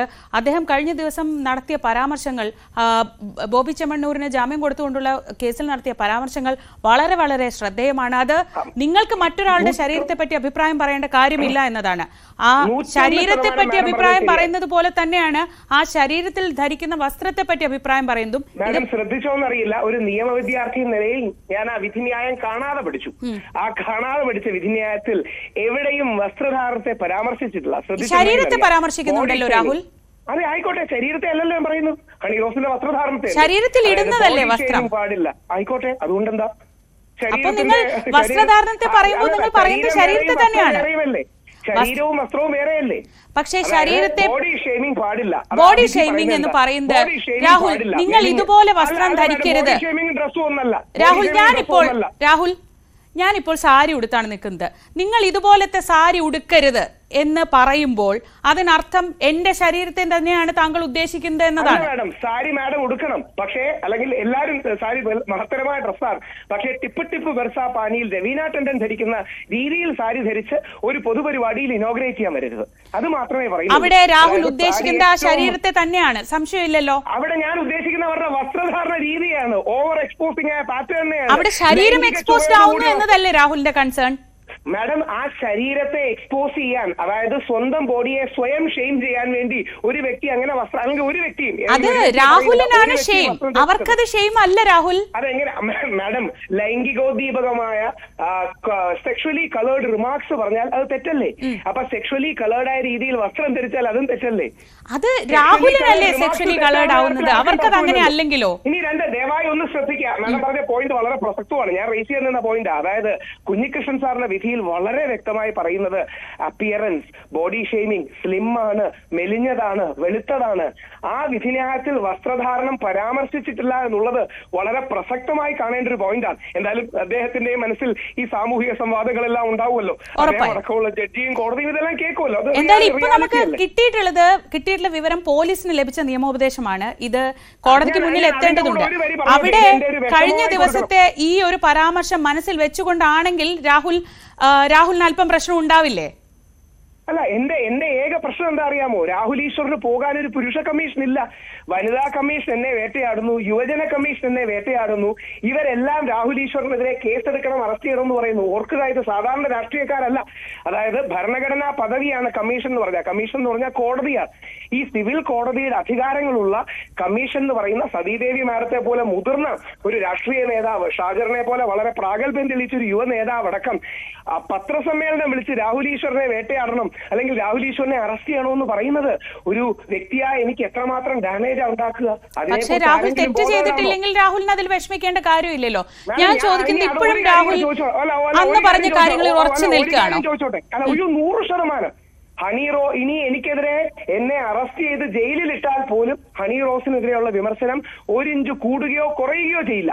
കാര്യം ഹണി റോസ് എന്നെ വിമർശിക്കുന്നതോ അല്ലെങ്കിൽ വനിതാ കമ്മീഷനോ യുവജന കമ്മീഷനോ എന്നെ വിമർശിക്കുന്നത് വെച്ചല്ല ഞാൻ ഹണി റോസിനെ വിമർശിക്കുന്നത്. ഇത് പോസിറ്റീവ് സോഷ്യൽ ഓഡിറ്റ് ആണ്, ഫീഡ്ബാക്ക് ആണ്, ക്രിറ്റിസിസം ആണ്, സാമൂഹിക ഓഡിറ്റ് ആണ്. ഇനി ഒരു കാര്യം കൂടെ ചോദിക്കാനുള്ളത് മാഡം, വനിതാ കമ്മീഷനും ഇന്നലെ യുവജന കമ്മീഷൻ കേസ് എടുക്കണമെന്ന് പറഞ്ഞു. എന്റെ മറുപടി കേൾക്കണ്ടേ? ദിശ എന്നൊരു സംഘടന അവർക്ക് പരാതി നൽകി, ബഹുമാനിക്കുന്നു. ആ പരാതിയിൽ എന്റെ മറുപടി കേൾക്കുക എന്നുള്ളതല്ലേ നാച്ചുറൽ ജസ്റ്റിസ്. സാധാരണ രീതിയിൽ അങ്ങനെയാണോ രാഹുൽ പതിവുള്ളത്? അതായത് ഒരു പരാതി വന്നാൽ അതിൽ കേസെടുക്കുക എന്നത് സ്വാഭാവികമായി സംഭവിക്കുന്ന ഒന്നല്ലേ? ആ കേസ് നടക്കുമ്പോഴല്ലേ രാഹുലിന് പറയാനുള്ളത് അവിടെ കേൾക്കുക? അത് കോടതിയില്ലല്ലേ. യുവജന കമ്മീഷനിൽ ഒരു പരാതി വന്നാൽ റെസ്പോൺസ് കൊടുക്കണ്ടേ? അപ്പൊ ഈ വ്യാജ പരാതിയാണെങ്കിലോ ഈ പരാതിയിൽ സാധാരണഗതിയിൽ ഒരു കമ്മീഷനോ കോടതിയിലോ ഇപ്പൊ ഹേമ കമ്മീഷൻ എന്തുകൊണ്ടാണ് ഒരുപാട് പേരെ വിളിച്ചു വരുത്തിയത്? ആൾക്കാരുടെ തന്നെ അവരുടെ മറുപടി കേൾക്കാനുള്ള ഒരു മര്യാദ കാണിക്കണ്ടേ? അങ്ങനെ ഒരു പ്രോസസ് അവിടെ അവർക്ക് പറയാനുള്ളതല്ലേ രാഹുൽ കേട്ടത്? ആ ആരോപണം ഉന്നയിച്ച പ്രതികളെ വിളിച്ചു വരുത്തിയാണോ ആ കമ്മീഷൻ റിപ്പോർട്ട് തയ്യാറാക്കിയത്? അല്ലല്ലോ. അവർ അവിടെ പരാതികൾ രേഖപ്പെടുത്തി അതിനുശേഷം അതിലുണ്ടായ കേസിൽ ആണ് പ്രതികളെ വിളിച്ച് ചോദ്യം ചെയ്യുന്നത്. അല്ല മാഡം, ഹേമ കമ്മിറ്റിയാണ് ഇത്, യുവജന കമ്മീഷൻ അല്ല. രാഹുൽ തന്നെ ഉദ്ധരിച്ച ആ ഉദാഹരണത്തിൽ ഞാനൊന്ന് ചേർത്തു എന്നേ ഉള്ളൂ. രാഹുൽ അത് പറഞ്ഞതുകൊണ്ടാണ് ഞാനത് പറഞ്ഞത്. എന്റെ ചോദ്യം, എനിക്കെതിരെ ആരോപണം വന്നാൽ എന്റെ മറുപടി കേൾക്കാൻ ഒരു മര്യാദ കാണിക്കണം. അത് അതിന്റെ തുടർ നടപടിയല്ലേ രാഹുൽ? സ്വാഭാവികമായി രാഹുലിനെതിരെ ഒരാൾക്ക് പരാതി ഉണ്ടെങ്കിൽ ആ പരാതി കൊടുക്കുന്നു, അതിൽ ആദ്യത്തെ നടപടി അതിൽ കേസെടുക്കുന്നു. ഇനി രാഹുലിന് അവിടെ പറയാനുള്ളത് പറയാമല്ലോ. അങ്ങനെയാണെങ്കിൽ ഞാനിപ്പോ ഒരാൾക്കെതിരെ പരാതി കൊടുത്താൽ പുള്ളിയുടെ റെസ്പോൺസ് കേൾക്കാതെ പുള്ളിക്കെതിരെ കേസെടുക്കൂ? അതല്ലേ ഇവിടെ പതിവ്. സാധാരണ അങ്ങനെയല്ലേ ചെയ്യാറുള്ളത്? രാഹുൽ എന്നെക്കാളും നിയമവിവരം ഉണ്ടല്ലോ. ലീഗൽ പൊസിഷനിൽ ഇത് പോലീസല്ല. പോലീസിനാണ് ഒരാൾ പരാതി കൊടുത്താൽ പോലീസ് ചിലപ്പോൾ ഒരു ബാക്ക്ഗ്രൗണ്ട് ചെക്ക് ചെയ്യുമായിരിക്കും. കമ്മീഷന്റെ പ്രോസസ് ഒരാൾക്കെതിരെ പരാതി കൊടുത്താൽ സ്വാഭാവിക നടപടി എന്ന രീതിയിൽ, സ്വാഭാവിക നീതി എന്ന രീതിയിൽ അയാൾക്ക് പറയാനുള്ളത് കേട്ടിട്ട് മാത്രമല്ലേ ഒരു നിലപാടെടുക്കൂ. പോട്ടെ, അതിന്റെ വിശാലർത്ഥം കമ്മീഷനുകളായ യുവജന കമ്മീഷനും അല്ലെങ്കിൽ വനിതാ കമ്മീഷനും അടക്കം രാഹുൽ ഈശ്വറിനെ വേട്ടയാടാൻ സാധിക്കുന്നത് എനിക്ക് പോകാൻ ഒരു പുരുഷ കമ്മീഷനില്ല. രാഹുൽ, ഈ നാട്ടിലെ നീതിന്യായ സംവിധാനം മുഴുവൻ രാഹുലിന് സമീപിക്കാൻ തക്ക വിധത്തിലുണ്ടല്ലോ. അതുകൊണ്ടാണല്ലോ രാഹുൽ മുൻകൂർ ജാമ്യാപേക്ഷയുമായി ഹൈക്കോടതിയിലേക്ക് പോയത്. അതുകൊണ്ടല്ലേ മാഡം എന്തിനാ വനിതാ commission? Already human rights commission ഉണ്ടല്ലോ, കോടതികളുണ്ടല്ലോ, പിന്നെ വനിതാ കമ്മീഷൻ എന്തിനാ? ഒരു വനിതയല്ലേ അവിടെ അപമാനിക്കപ്പെട്ടു എന്ന് പറഞ്ഞ് പോലീസിൽ പോയിട്ടുള്ളത്? താങ്കളുടെ പരാമർശങ്ങളിൽ മനംനൊന്ത് അവരുടെ ആത്മഹത്യയുടെ വരെ വക്കീലാണെന്ന് പറഞ്ഞ് ഒരു സ്ത്രീ പരാതിയുമായി പോയിട്ടുണ്ടെങ്കിൽ അതിൽ വനിതാ കമ്മീഷൻ ഇടപെടണ്ടേ? ഒരു വരിയിലൊരു ചോദ്യം തിരിച്ചു ചോദിച്ചോട്ടെ. ഒന്ന്, വനിതയ്ക്ക് ഓൾറെഡി കോടതിയും പോലീസും ഹ്യൂമൻ റൈറ്റ്സ് കമ്മീഷനും ഉണ്ടല്ലോ, പിന്നീട് എന്തിനാ വേറൊരു വനിതാ കമ്മീഷൻ? അപ്പൊ ഈ നാട്ടിലെ വനിതാ കമ്മീഷൻ അങ്ങ് പിരിച്ചുവിട്ടേക്കാം രാഹുൽ. അല്ലാതെ വനിതകളുടെ അവകാശ സംരക്ഷണത്തിന് വേണ്ടി തന്നെയാണ് ഭരണഘടന അനുസൃതമായി ഇവിടെ വനിതാ കമ്മീഷൻ നിലവിലുള്ളത്, അല്ലേ? അതിന് മറുപടി ആണോ? കാര്യം ഇല്ലെങ്കിൽ ഞാനങ്ങനെ പറഞ്ഞു തെറ്റിദ്ധാരണ ഉണ്ടാവും. വനിതാ കമ്മീഷൻ ഏറ്റവും ആവശ്യമുള്ള സ്ഥാപനമാണ്, അതങ്ങനെ വേണം. അതോടൊപ്പം പുരുഷന്മാർക്കും ഒരു പുരുഷ കമ്മീഷൻ വേണം. അതായത് വനിതാ കമ്മീഷൻ വേണം, വളരെ പ്രധാനമാണ്. അതോടൊപ്പം ഒരു പുരുഷ കമ്മീഷൻ കൂടെ വളരെ ആവശ്യമായി വരുന്നതിന്റെ പ്രസക്തി രാഹുൽ ഈശ്വറിന് പോകാൻ സ്ഥലമില്ല എന്നുള്ളതാണ്. അതോടൊപ്പം ഒരു വരി കൂടി, 2 ആത്മഹത്യയുടെ വക്കിലേക്കൊക്കെ ഹണി റോസ് എന്ന് പറഞ്ഞു. ഒന്ന് ആലോചിച്ച് നോക്കുക, കേരളത്തിന്റെ മുഖ്യമന്ത്രി നേരിട്ട് വിളിച്ച് സംസാരിക്കുന്ന, എല്ലാ പോലീസുകാരും സപ്പോർട്ട് ചെയ്യുന്ന, 99% മാധ്യമങ്ങളും സപ്പോർട്ട് ചെയ്യുന്ന ഹണി റോസ് ആണ് ശക്ത. ഹണി റോസ് അബലയല്ല, ഹണി റോസ് ആണ് ശക്ത. രാഹുൽ ഈശ്വർ അടക്കം അപ്പുറത്ത് നിൽക്കുന്ന ആണുങ്ങളാണ് വീക്ക്, ഞങ്ങളാണ് അശക്തർ.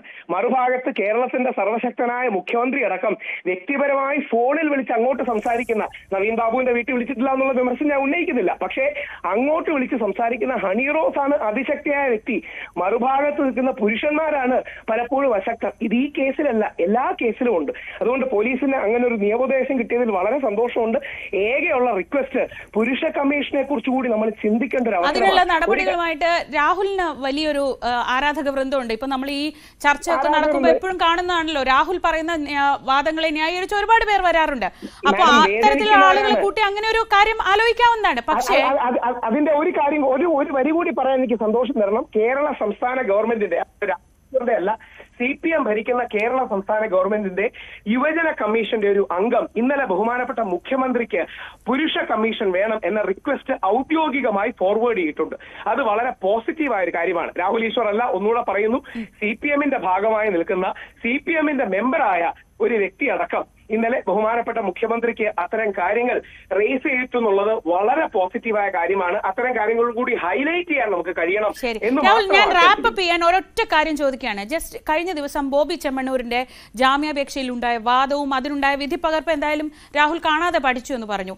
ആ പരാമർശങ്ങളൊക്കെ കേട്ടിട്ടും രാഹുൽ ഇപ്പോഴും ഉറച്ചു നിൽക്കുന്നത് രാഹുൽ പറഞ്ഞതിൽ ഒരു തെറ്റുമില്ല എന്ന വാദത്തിൽ തന്നെയാണ്. മാഡം, ഞാൻ പറഞ്ഞതിൽ ഒരു തെറ്റുമില്ലെന്ന് മാത്രമല്ല, ഞാൻ പറഞ്ഞതാണ് ഈ നാട്ടിലെ 99% ആൾക്കാരും ശരിയെന്ന് വിശ്വസിക്കുന്നതും 99% ആൾക്കാരുടെയും ജീവിത ബോധ്യങ്ങളാണ്. അതുമായി ശക്തമായി മുമ്പോട്ട് പോകുമെന്ന കാര്യത്തിൽ യാതൊരു സംശയവുമില്ല. ഹണി റോസിനെ ഒരു ഇഞ്ച് ഒരു വാക്കുകൊണ്ടോ നോക്കുകൊണ്ടോ പോലും മോശം പറയില്ല, അസഭ്യം പറയില്ല, ആഭാസം പറയില്ല, ദ്വയാർത്ഥം പറയില്ല. പക്ഷെ ഹണി റോസ് അടക്കമുള്ളവരുടെ തെറ്റായ സമീപനങ്ങൾ, ഹണി റോസ് അടക്കമുള്ളവരുടെ മോശം സമീപനങ്ങൾ വിമർശിക്കപ്പെടണം.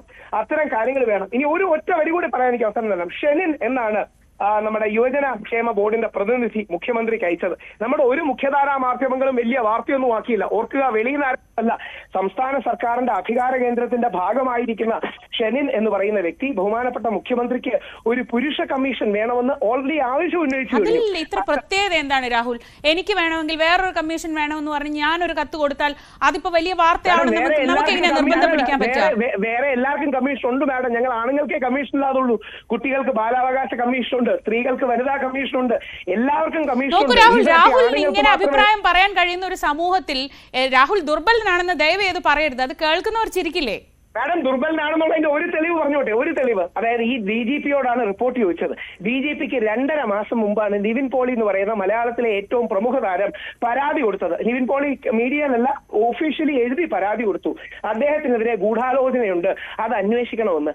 ആ പെൺകുട്ടിയുടെ പരാതി വ്യാജമാണെന്ന് തെളിഞ്ഞല്ലോ. ആ വ്യാജ പരാതിയാണ് തെളിഞ്ഞ അവസ്ഥയിൽ ആ പെൺകുട്ടിക്കെതിരെ ഇതുവരെ FIR ഇട്ടു.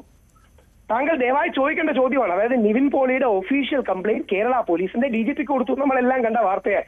ഈ പെൺകുട്ടിയുടെ നിവിൻ പോളിക്കെതിരെയുള്ള ആരോപണം പച്ചക്കള്ളമാണെന്നും നിവിൻ പോളി ദുബായിലില്ലായിരുന്നെന്നും കേരളത്തിലുണ്ടെന്നും തെളിഞ്ഞു. എനിക്ക് രാഹുലിനോട് ആഡ് ചെയ്ത് പറയാനുള്ളത്, അങ്ങനെ നിയമ സംവിധാനത്തിന് മുന്നിലേക്ക് ഒരു പരാതി വന്നാൽ രാഹുൽ തെറ്റ് ചെയ്തിട്ടില്ലെങ്കിൽ അത് നിയമ സംവിധാനമാണ് തീരുമാനിക്കേണ്ടത്. ഞാൻ ഒരു വരി തീർത്തോട്ടെ. അതായത് നിവിൻ പോളിക്കെതിരെയുള്ള പരാതി വ്യാജമാണെന്ന് രാഹുൽ ഈശ്വർ അല്ല, പോലീസ് കണ്ടെത്തി കോടതിയിൽ, മജിസ്ട്രേറ്റ് കോടതിയിൽ റിപ്പോർട്ട് സമർപ്പിച്ചു. നിവിൻ പോളിയുടെ പരാതിയുമുണ്ട്.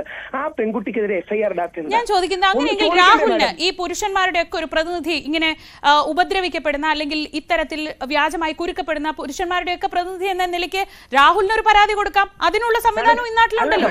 സാക്ഷാൽ നിവിൻ പോളി നേരിട്ട് പോലീസിന് പരാതി കൊടുത്തിട്ട് അഫക്റ്റഡ് പാർട്ടിയായി ലോക്കൽ സ്റ്റാൻഡിയുള്ള നിവിൻ പോളി ഞാൻ കൊടുക്കാൻ വേണമെങ്കിൽ പ്രശ്നമൊന്നുമില്ല. നിവിൻ പോളി പരാതി കൊടുത്തിട്ട് FIR ഇടുന്നില്ല. കാര്യം ഈ നാട്ടിൽ സ്ത്രീകളോട് FIR ഇട്ടാ പോലീസുകാർക്ക് പേടിയാണ്. ഏതെങ്കിലും രീതി തിരിച്ചു കടിക്കുമോ, മീഡിയക്കാരെല്ലാം കൂടെ അവരെ ആക്രമിക്കുമോ, വനിതാ കമ്മീഷൻ അതുകൊണ്ട് ഒരു കേസും എടുക്കുന്നില്ല അല്ലേ രാഹുൽ? രാഹുൽ, നമ്മളൊക്കെ ഈ പൊതുസമൂഹത്തിൽ എത്ര കാലമായി അങ്ങോട്ടും ഇങ്ങോട്ടും കണ്ട് സംസാരിച്ചൊക്കെ ജീവിക്കുന്ന ആളുകളാണ്. ഞാൻ നാടത്തോട് പബ്ലിക്കലി മാപ്പ് പറയാം ഈ ചോദ്യത്തിൽ. ഒറ്റ ചോദ്യം, ഇന്നേ വരെ ഈ നാട്ടിൽ വ്യാജ പരാതി കൊടുത്തു എന്ന് പറഞ്ഞ് ഒരു വ്യാജ പരാതി തെളിയിക്കപ്പെട്ട അവസ്ഥയിലെങ്കിലും ഏതെങ്കിലും ഒരു സ്ത്രീക്കെതിരെ FIR ഇട്ടിട്ടുണ്ടോ? സരിതയ്ക്കെതിരെ FIR ഇട്ടോ? എൽദോസ് കുന്നപ്പള്ളിയോട് 1 കോടി രൂപ ചോദിച്ച 49 കേസുകളിൽ പ്രതിയായ ഒരു സ്ത്രീ, ദയവായി ശ്രദ്ധിക്കുക, രാഹുൽ ഈശ്വറല്ല, ഹൈക്കോടതിയുടെ വാക്കുകളാണ് പറയുന്നത്, കൗസർ എടപ്പകത്തിന്റെ വാക്കുകളാണ് പറയുന്നത്, ജഡ്ജിയുടെ വാക്കുകൾ. ഈ സ്ത്രീ 49 കേസുകളിൽ പെട്ടിട്ടുണ്ട് എന്നുള്ളത് ഞെട്ടിക്കുന്ന വിവരമാണെന്ന് ഹൈക്കോടതി ജഡ്ജി പറഞ്ഞു. അത് വ്യാജ പരാതിയാണ്, സിനിമാ കഥയാണ് എന്ന് ബഹുമാനപ്പെട്ട ഹൈക്കോടതി പറഞ്ഞു. ആ സ്ത്രീക്കെതിരെ ഒരു FIR ഇട്ടോ? ഈ വ്യാജ പരാതി കേസിൽ കേരളത്തിന്റെ ചരിത്രത്തിൽ ഒരു FIR ഇട്ടിട്ടുണ്ടോ? അത് എനിക്ക് ഇപ്പൊ പെട്ടെന്ന് എന്റെ കയ്യിൽ നിന്ന് എടുത്ത് പറയാൻ പറ്റുന്ന ഒരു ഉത്തരമല്ല. പക്ഷെ നമുക്ക് അന്വേഷിക്കാം. ഒരു ക്യാമ്പയിൻ നടത്തൂ. ഇങ്ങനെയുള്ള പരാതികൾക്കെതിരെ ഒരു ക്യാമ്പയിൻ നടത്തേണ്ടത് അത്യാവശ്യമല്ലേ രാഹുൽ? ആഗ്രഹമുണ്ട്. ഈ ക്യാമ്പയിൻ തീർച്ചയായും തുടങ്ങും. താങ്കളുടെ ആ ഐഡിയ കൂടി ഞാൻ ഉൾക്കൊള്ളുന്നു. എല്ലാ പിന്തുണയും അഭ്യർത്ഥിക്കും.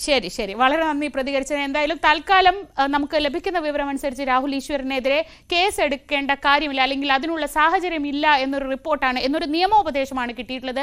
പക്ഷേ അപ്പോഴും ഇത് ഹൈക്കോടതിക്ക് മുന്നിലുണ്ട്. അതുകൊണ്ട് തന്നെ നമുക്ക് കഴിഞ്ഞ ദിവസങ്ങളിൽ നമ്മൾ കണ്ടതാണ് ഈ വിഷയത്തിൽ എങ്ങനെയാണ് ബോഡി ഷെയ്മിംഗ് എന്നതിനെക്കുറിച്ച് എന്താണ് കോടതിയുടെ നിലപാട് എന്നത് കണ്ടതാണ്. അതുകൊണ്ട് തന്നെ ഇനി എന്താണ് നടപടിയെന്ന് നമുക്ക് കാത്തിരുന്ന് കാണാം. മറ്റു വാർത്തകളിലേക്ക് പോകും മുമ്പ് ഒരു ഇടവേള കൂടി. ഇന്ന് നമ്മൾ പ്രതീക്ഷിക്കുന്ന മറ്റൊരു പ്രധാനപ്പെട്ട വാർത്ത വയനാട് DCC ട്രഷറർ NM വിജയന്റെ ആത്മഹത്യയിൽ കോൺഗ്രസ് നേതാക്കളുടെ ജാമ്യാപേക്ഷയിൽ എന്താവും വിധി എന്നതാണ്. ആത്മഹത്യാ പ്രേരണ കുറ്റം ചുമത്തപ്പെട്ട IC Balakrishnan MLA, DCC president ND അപ്പച്ചൻ, KK ഗോപിനാഥൻ എന്നിവരാണ് മുൻകൂർ ജാമ്യത്തിനായി അപേക്ഷ നൽകിയിട്ടുള്ളത്. വിവരങ്ങളുമായി CV അനുമോദ് ചേരുന്നു. അനുമോദ്, ഇത് രാഷ്ട്രീയമായി കൂടി കോൺഗ്രസിന് വലിയ പ്രതിസന്ധി ഉണ്ടാക്കുന്ന ഒരു കേസാണ്. 4 DCC മുൻ പ്രസിഡന്റുമാർ, അതിൽ ഒരാൾ പാർട്ടി വിട്ട് CPM-ലേക്ക് പോയി. പക്ഷേ മറ്റ് 3 പേരും പാർട്ടിയുടെ അവിടുത്തെ ഏറ്റവും പ്രധാനപ്പെട്ട ആളുകൾ, ഒരാൾ MLA. ആ സാഹചര്യത്തിൽ ഇന്നത്തെ ഈ മുൻകൂർ ജാമ്യാപേക്ഷ എത്രത്തോളം പ്രധാനപ്പെട്ടതാണ്? സംസ്ഥാന കോൺഗ്രസിന് ഏറ്റവും നിർണായകമാണ് ഇന്നത്തെ കൽപ്പറ്റ ജില്ലാ സെഷൻസ് കോടതിയുടെ ഈ ജാമ്യാപേക്ഷയിലുള്ള തീരുമാനം. കാരണം ഒരു MLA-യും അതുപോലെ തന്നെ പാർട്ടിയുടെ ജില്ലാ അധ്യക്ഷനുമാണ് ഇതിൽ ഇപ്പോൾ പ്രതിപട്ടികയിൽ ഉള്ളത്. സ്വാഭാവികമായിട്ടും അവർക്ക് എതിരെ പ്രോസിക്യൂഷൻ ജാമ്യം അനുവദിക്കരുതെന്ന കർശന നിലപാടാണ് സ്വീകരിച്ചിട്ടുള്ളത്. കാരണം ഈ ഡിജിറ്റൽ ഇടപാട് നടന്നതിന്റെ അടക്കമുള്ള രേഖകളുണ്ട്, പണമിടപാട് നടത്തിയതിന്റെ രേഖകളുണ്ട്. അപ്പോൾ ഈ ഒരു സാഹചര്യത്തിൽ അവർക്ക് ജാമ്യം അനുവദിക്കുന്നത് അന്വേഷണത്തെ ബാധിക്കുമെന്ന നിലപാടാണ് പ്രോസിക്യൂഷൻ സ്വീകരിച്ചിരിക്കുന്നത്. എന്നാൽ ഇവരുടെ ജാമ്യാപേക്ഷ അതിൽ വക്കീൽ പ്രധാനമായിട്ടും IC ബാലകൃഷ്ണന്റെ വക്കീൽ അഡ്വക്കേറ്റ് പ്രധാനമായിട്ടും പറഞ്ഞത് ആത്മഹത്യാ പ്രേരണ നിലനിൽക്കുന്ന സാഹചര്യമില്ല, അതും ഈ രണ്ട് സംഭവങ്ങളായിട്ടാണ്. അതുകൊണ്ട് തന്നെ ജാമ്യം അനുവദിക്കണമെന്ന നിലപാടാണ് IC ബാലകൃഷ്ണന്റെ അഭിഭാഷകൻ സ്വീകരിച്ചിരിക്കുന്നത്. എന്നാണെങ്കിലും ഇന്ന് 11 മണിയോടെയാണ് ഇതിൽ കോടതിയുടെ വിധി വരിക. ജാമ്യം അനുവദിച്ചില്ലെങ്കിൽ സ്വാഭാവികമായിട്ടും അത് കോൺഗ്രസിൽ വലിയ പ്രതിസന്ധി ഉണ്ടാക്കും. IC ബാലകൃഷ്ണനെയും അതുപോലെ ND അപ്പച്ചനെയും ഒക്കെ അറസ്റ്റ് ചെയ്യുന്ന സാഹചര്യം വരും. ഒരു കോൺഗ്രസിന്റെ ജില്ലാധ്യക്ഷനും MLA-യും അറസ്റ്റിലാവുന്നത് സ്വാഭാവികമായിട്ടും രാഷ്ട്രീയമായിട്ട് കോൺഗ്രസിന് ഈ ഘട്ടത്തിൽ വലിയ തിരിച്ചടി ഉണ്ടാകും, വലിയ പ്രതിഷേധങ്ങൾക്ക് വഴിയൊരുക്കും. അതുകൊണ്ട് തന്നെ ഇന്നത്തെ ജാമ്യാപേക്ഷയിലെ വിധി രാഷ്ട്രീയ കാരണങ്ങളാൽ ഏറെ നിർണായകമാണ്.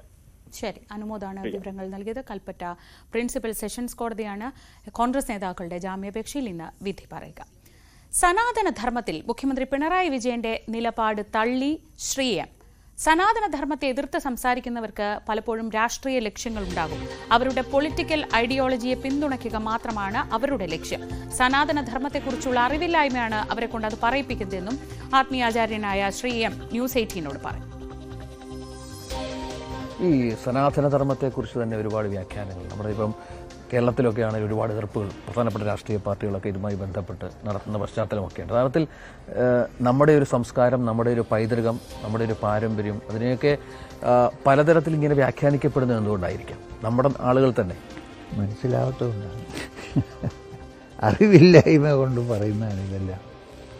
ഒന്ന് ശരിയായിട്ട് ഇതിനൊന്ന് സ്റ്റഡി ചെയ്ത് കഴിഞ്ഞാൽ ആരും ഇങ്ങനെ ഒന്നും പറയില്ല. പിന്നെ അതിനൊരു പൊളിറ്റിക്കൽ വ്യൂ ഉണ്ട് കേട്ടോ. ഈ പോളിറ്റിക്സും റിലിജനും സ്പിരിച്വാലിറ്റിയും ചേരുമ്പോഴാണ് വലിയ പ്രശ്നങ്ങളുണ്ടാകുന്നത്. അപ്പോൾ എൻ്റെ ഒരു പൊളിറ്റിക്കൽ വ്യൂ നേരെ ഇതിൻ്റെ എതിരാണെങ്കിൽ ഞാൻ ഇത് കൊള്ളില്ലെന്ന് പറയും. ഇതിന് ഡിഫക്റ്റ് കണ്ടുപിടിക്കാൻ നോക്കുക, അതിൽ നല്ല കാര്യങ്ങൾ ഞാൻ കണ്ടുപിടിക്കാൻ നോക്കില്ല. അതാണ് എൻ്റെ മെയിൻ കാരണം. പിന്നെ അറിവില്ലായ്മ. ഇതിനെപ്പറ്റി കുംഭമേളത്തിൽ വരിക, ആദ്യം വന്ന് ഇവിടെ നോക്കുക, ഒരു സാധുവിനെ കണ്ട ഇഷ്ടപ്പെട്ടില്ലെങ്കിൽ ഇവിടെ അടുത്തടുത്ത് പോയി നിൽക്കും. അവിടെ അവരുമായിട്ടൊരു ഡയലോഗ് നടത്തുമ്പോൾ അവർക്ക് മനസ്സിലായി, ചേട്ടാ ഇത് വേറെ എന്തോ സംഭവമാണ്, അത് ചെയ്യൂല. ആംചെയറിലിരുന്ന് ഞാൻ കമൻറ്റ് പാസ്സാക്കും. മറ്റൊരു ശ്രദ്ധേയമായ കാര്യം ശ്രീയം പറഞ്ഞത്, ഇപ്പോഴും 3000-ഓളം CPM കേഡർമാർ തന്റെ കീഴിൽ യോഗ പഠിക്കുന്നു എന്നതാണ്. അതിനുശേഷം അവർ ധ്യാനം പഠിക്കുമെന്നാണ് തന്റെ പ്രതീക്ഷയെന്നും അദ്ദേഹം കൂട്ടിച്ചേർത്തു. ഈ കമ്മ്യൂണിസ്റ്റുകാരുടെ കേഡേഴ്സിനെല്ലാം യോഗ പഠിപ്പിച്ചു കൊടുത്തു. അറ്റ്ലീസ്റ്റ് അത് ചെയ്യട്ടെ.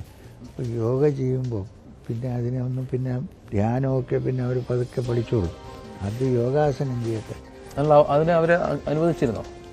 ഇപ്പോൾ 2000-3000 കേഡേഴ്സൊക്കെ ഡെയിലി യോഗ ചെയ്യുന്നുണ്ട്. അറ്റ്ലീസ്റ്റ് ആ കള്ളുഷാപ്പിൽ പോയിരിക്കുന്ന സമയത്ത് ഇതെങ്കിലും ചെയ്യില്ല യോഗ. ഇപ്പോൾ പോകുന്നുണ്ട് 3 ഫെബ്രുവരിക്ക് ഫെബ്രുവരി 13-ാം തീയതി നമ്മുടെ സ്പോർട്സ് ഇതിൽ യോഗ പ്രദർശനമുണ്ട്. എന്നെ വരാൻ പറഞ്ഞിട്ടുണ്ട്. CM വരുന്നുണ്ട്. അപ്പോൾ ഇവരിപ്പോൾ ഒരു 10 കൊല്ലമായിട്ട് യോഗ ചെയ്യുക. എൻ്റെ അടുത്ത് ഒരു പ്രോമിനൻ്റ് ആയിട്ടുള്ള ഒരാൾ ചോദിച്ചു, എന്തിനാണ് ഈ ചുവന്ന കൊടികാർക്ക് യോഗ പഠിപ്പിക്കുന്നത്? ഞാൻ പറഞ്ഞ കൊടി നോക്കണ്ട, നമുക്ക് ആ മനുഷ്യനല്ലേ യോഗ പഠിപ്പിച്ചു. അവരിങ്ങോട്ട് ആവശ്യപ്പെട്ടാണ്. അതെ. അപ്പോൾ ഇതെന്താണ് ഞാൻ പറഞ്ഞത്, എൻ്റെ വിശ്വാസത്തിൽ പതുക്കെ ഇത് പെനിട്രേറ്റ് ചെയ്ത് മനുഷ്യർക്ക് മനസ്സിലാവും. അകത്ത് മനസ്സിലായി ചേഞ്ച് ചെയ്താൽ പൊളിറ്റിക്കൽ സിറ്റുവേഷൻ അതനുസരിച്ച് ചേഞ്ച് ചെയ്യും. അങ്ങനെ മാറ്റം സംഭവിക്കുന്നുണ്ടോ അങ്ങയുടെ അനുഭവത്തിൽ? അതത്ര ഡെപ്തിൽ പോയിട്ടില്ല ഇതുവരെ, അതാണ് സംഭവം. അവർ പലരും നോക്കുമ്പോൾ ഈ റിലിജൻ, യോഗ എന്നെല്ലാം പറഞ്ഞ് നടക്കുന്നവർ പൊളിറ്റിക്കലി ഇൻക്ലൈൻഡാണ്, ഇങ്ങോട്ടോ അങ്ങോട്ടോ. അവരുടെ മനസ്സിലൊരു പക്ഷെ ഉണ്ടായിരിക്കും, പുറത്ത് പറയാൻ പറ്റാത്ത സാഹചര്യം ഉണ്ടാവും. അപ്പം അത് നമ്മൾ സാഹചര്യം ഉണ്ടാക്കി കൊടുത്താൽ. കേരളത്തിലെ രാഷ്ട്രീയ സംഘർഷങ്ങൾ അവസാനിപ്പിക്കുന്നതിൽ മുഖ്യ കാരണക്കാരൻ ആകാൻ സാധിച്ചതിലുള്ള സന്തോഷവും അദ്ദേഹം പങ്കുവച്ചു. തന്റെ ആത്മീയ ശക്തി കൊണ്ടാണ് അത് സാധ്യമായതെന്ന് ശ്രീ എം പറഞ്ഞു. CPM-ഉമായും RSS-ഉമായും ചർച്ച നടത്തിയത് അന്ന് താൻ മുൻകൈയെടുത്താണ്. ജയരാജന്റെ പിന്തുണ അതിലുണ്ടായിരുന്നു. ഇപ്പോഴും അവരൊക്കെയുമായി നല്ല ബന്ധമാണെന്നും ശ്രീ എം ന്യൂസ് 18-നോട് പറഞ്ഞു. അങ്ങ് ഇടപെട്ടാണ് കേരളത്തിലെ വലിയ ഒരു രാഷ്ട്രീയ സംഘർഷം അവസാനിപ്പിച്ചത് എന്ന് തോന്നുന്നു. ഭഗവാന്റെ ഇപ്പൊ പക്ഷേ കുറച്ച് കാര്യങ്ങൾ ശാന്തമാണെങ്കിലും പൂർണ്ണമായിട്ടും അങ്ങനെ വിശ്വസിക്കുന്നുണ്ടോ? എന്നാലും അത് വലുതായിട്ടൊന്നും നടക്കില്ല ഇനി, കാരണം ആർക്കും അതിൽ ഇൻട്രസ്റ്റ് ഇല്ലാതെ ആയി. അതുകൊണ്ട് രക്ഷപ്പെട്ടു. അത് ലെഫ്റ്റും റൈറ്റും കോപ്പറേറ്റ് ചെയ്യാതെ നടക്കില്ല.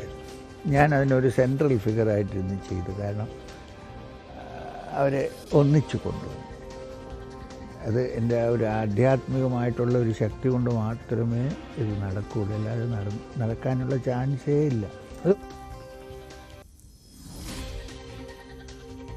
ശ്രീ എം ന്യൂസ് 18 അസോസിയേറ്റ് എഡിറ്റർ രഞ്ജിത്ത് രാമചന്ദ്രനുമായി പ്രയാഗ്രാജിൽ സംസാരിച്ചതിൻ്റെ ഭാഗങ്ങളാണ് ഇപ്പോൾ കണ്ടത്. ഈ ദിവസത്തെ പ്രധാനപ്പെട്ട വാർത്തകളൊക്കെ ഇനി വിശദമായി നോക്കേണ്ട സമയമാണ്. ഏറ്റവും ഒടുവിൽ വരുന്ന ഒരു പ്രധാനപ്പെട്ട വാർത്ത, ഒരുപക്ഷെ പാറശാല ഷാരോൺ വധക്കേസിൽ ഇന്ന് ശിക്ഷാവിധി ഉണ്ടാവില്ല, ശിക്ഷാ പ്രഖ്യാപനം ഉണ്ടായേക്കില്ല എന്നതാണ്. ഇതിൻ്റെ എല്ലാം വിശദാംശങ്ങളുമായി KP അഭിലാഷ് ചേരും ന്യൂസ് ട്രെൻഡ്സിൽ.